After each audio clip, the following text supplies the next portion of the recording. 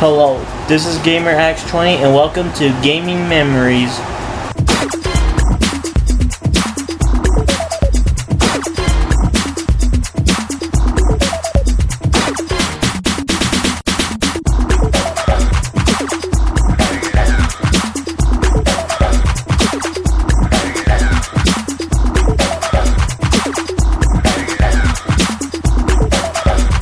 On this episode, we're playing a futuristic hoverboard racing and a launch title exclusive for the Dreamcast called TrickStyle. Who made it? I'll tell you. Criterion Games. Back before EA sold their soul, they mostly developed games for Microsoft Windows, like Scorched Planet, Speedboat Attack, and Subculture. However, the next game, Redline Racer, which was also a PC game at the time, did become the first to be released for home consoles. However, the name was changed to Suzuki All-Star Racing for European and North American releases. Why they changed it, I have no idea. Even though it's the first, but it was the first home console for Japan in April 29th, 1999 for the Dreamcast, and later released for North America in November 16th, 1999. But this wasn't the first console game in the US, it was the second. The real first home console game in the US from Criterion Games is TrickStyle. Published by Acclaim, released for the Dreamcast in September 9th, 1999, also known as a launch title for the system. Then Microsoft Windows in 1999, but then later released on Steam in 2017 by Throwback Entertainment.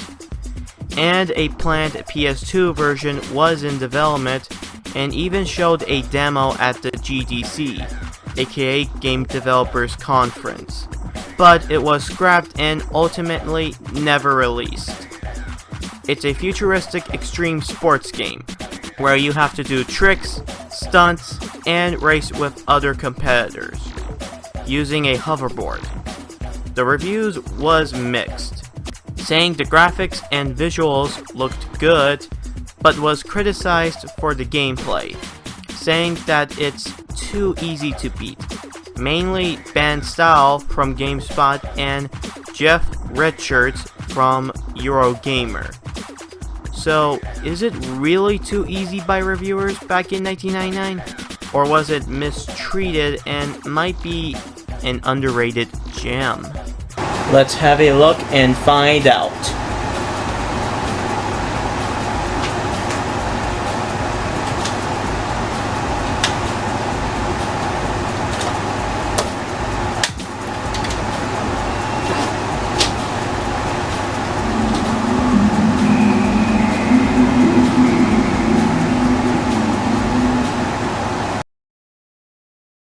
It's just a competition of who would win.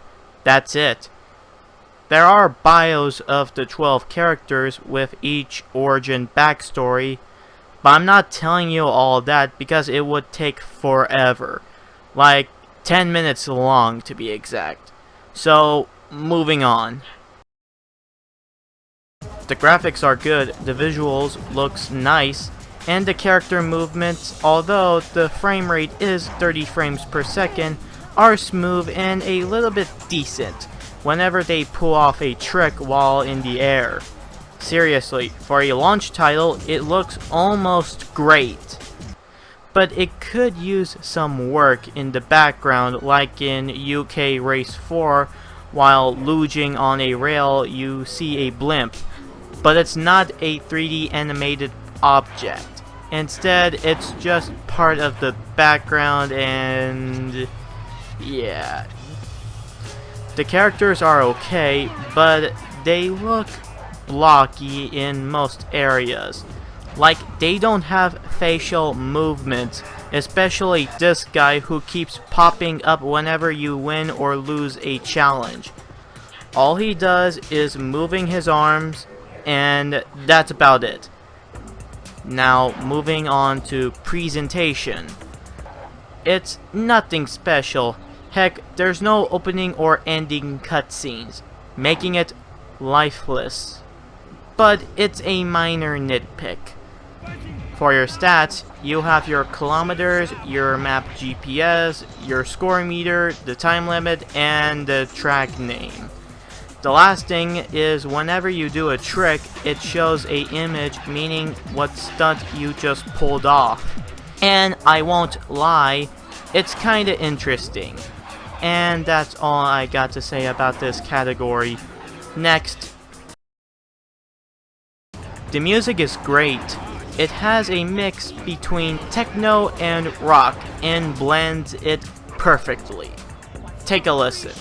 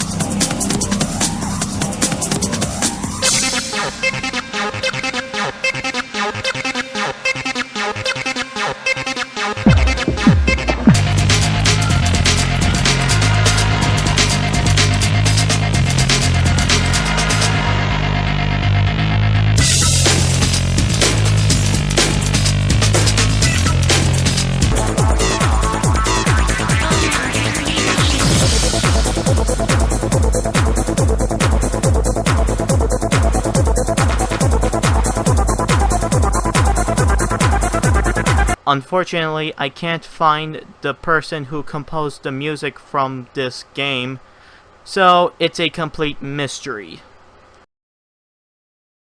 The controls can be a little bit difficult at first, but eventually you'll get used to the button layout once you played it for a while. But eventually you'll get used to the button layout once you played it for a while. Maybe you'll be ready to do some awesome tricks, or you could just go fast by pressing the up arrow if you're too lazy. To do stunts while in the air, press X to do a 360 spin, or A to do an ollie. Another thing, to move faster, press B to do a speed luge to catch up the other players, but do it on a straight path. If you do it on a curved path, then you're screwed. Also, you could luge on the lasers, or what the game calls magno rails, but you have to time it correctly. Otherwise, you won't connect. We'll talk about this later on. Finally, to mostly knock out enemies, I guess is pressing Y to do a boogie drill. Now there are different types to choose from, like if you choose Racer, pick Angel Brad Shit to gain speed. I chose Brad for this review because his stats are standard. Choose Stunter, pick King Leah Zack to do awesome stunts, either racing or stunt course. And last, choose Bully, pick Rose Max Yuri to I don't know what they do. And finally, the boards. There are 4 boards to choose from. The standard board is your starter because it's the only board you have when you start adventure mode. It's pretty basic and all that. Nothing else to say. The stunt board is much of an upgrade, mostly to do a lot of extreme stunts and maneuverability. But it's also the slowest, because it lacks speed. So, only used for tricks only. the turbo board is possibly the fastest, with so much speed and adrenaline. But if you crash to a wall, you'll lose a lot of progress, and the turning is unresponsive most of the time. Last but not least, the combat board. It's not good and probably the worst because you can't go fast and it's hard to do stunts due to this board's heaviness, but it guarantees a very top speed. Now that we're done with the controls, characters, and boards, let's move on to the main mode. There are 3 worlds: London, Manhattan, and Tokyo, with 5 different sections and a boss race, each with a unique charm. My favorite is got to be Tokyo because the city is floating up from the sky, and this one time I went fast while riding on the loop and this happened.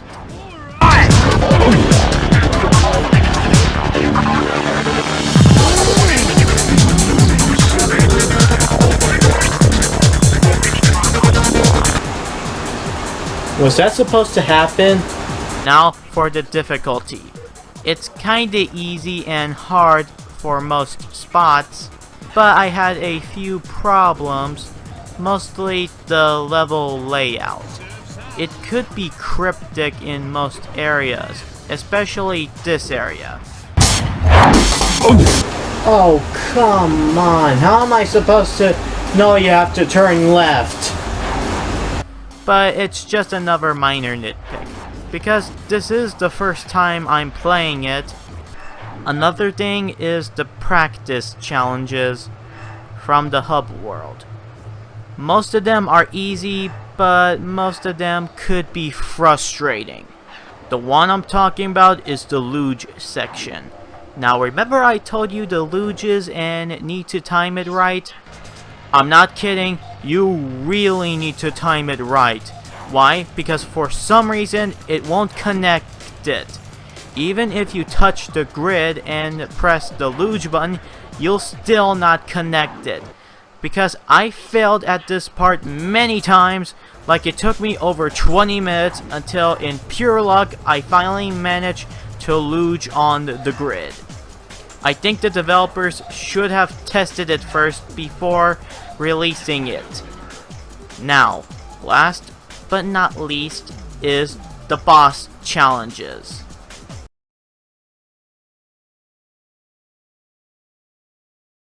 Boss Challenge 1 is a stunt down with the other competitors. Your goal is to win 15,000 points, and you have a time limit.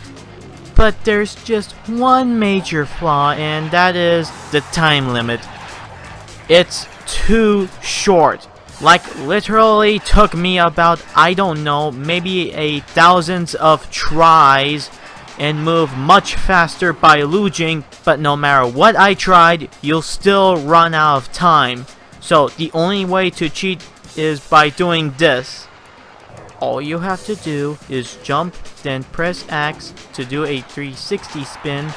Don't move the analog. Just be in this position. I'll show you the whole thing.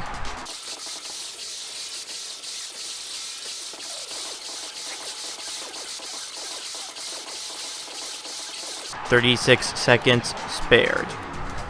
Yeah, not that challenging. Boss Challenge 2. Collect as many balls to get to the goal before time runs out. And no, if you and your rival get tied up, you still lose the challenge. For this, it's actually good. It has a difficulty at first, but it's all trial and error to beat it. Boss Challenge 3. Race him by going through rings, and that's it. So, you may be thinking, wow, that's it? That's the final challenge? This has gotta be the easiest final boss in gaming history. But no. This is not it. The real final challenge is in Level 55 Tokyo Race. Yeah, I have no clue why this is the final level, but deal with it. Anyways, it's race to the finish with you and the host face to face. Now, let me say what I think about this level. It's a hard one. Why? Well, in most racing fashion, whenever you fall off the track, you usually respawn and get back to racing.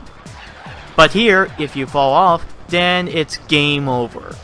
Like, you can't respawn what you left off, meaning you have to restart the race over again. First part is mostly hard, like jump off the wall, going to loop-de-loops, and trying to stay on the road. But the second part is frustrating. You need to balance your board so you could make it in one piece.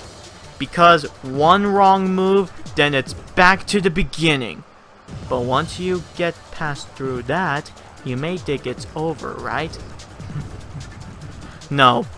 There's one more thing that just frustrates me, and that is the luge section. I tried many times to luge in a correct pattern, but I keep falling and falling and falling and falling and falling and falling and falling.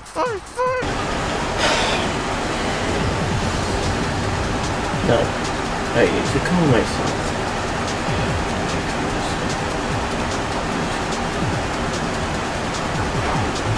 I've got my piece of...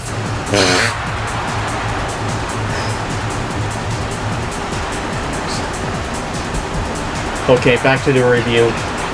But by pure chance, you finally made it to the finishing line. And what happens after that?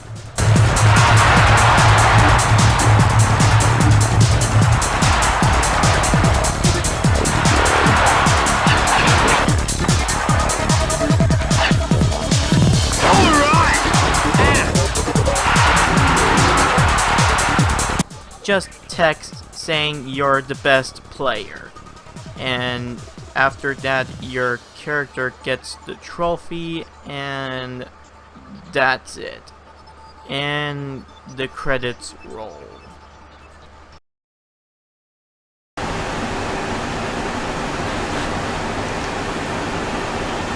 So, what are my final thoughts? The game is good once you play it at first, but kinda loses its charm once you get to the later levels. The levels, even though they're 15, are kinda short in most places. They could have put more stages or worlds, like Brazil, Russia, Armenia, Canada, etc. I will give a full praise on the graphics and visuals, even though most of these spots haven't aged well.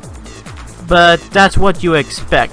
Besides, it's an early and a launch title game back in 1999.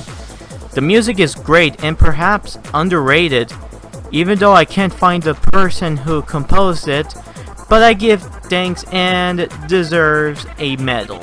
And last but not least, the gameplay. It's mostly meh, and when the critics say it's too easy, they're probably right. But only 50% is true, the other percent is the luging problems, difficulty outbalanced, and no animated cutscenes. Overall, Criterion Games was still new when they jumped to home consoles, and their early game is not too bad, but mostly not the stand-up launch title, right next to Power Stone, Hydro Thunder, Sonic Adventure, and Soul Calibur, but it's mostly okay right next to Blue Stinger, Expendable, Mortal Kombat Gold, and Pen Tricelion. With that said, I give TrickStyle a 4 out of 6.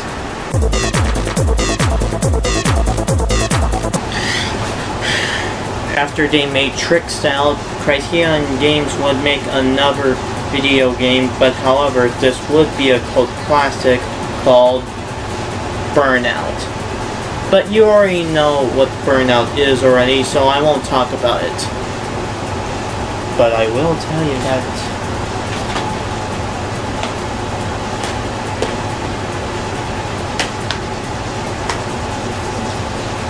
did made 8 more installments.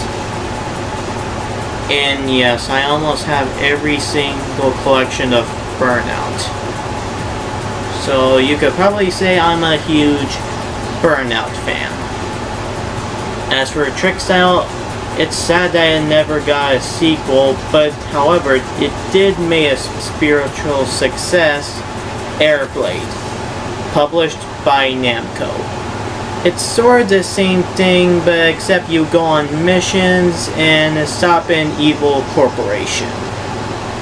And also the gameplay has been an improvement.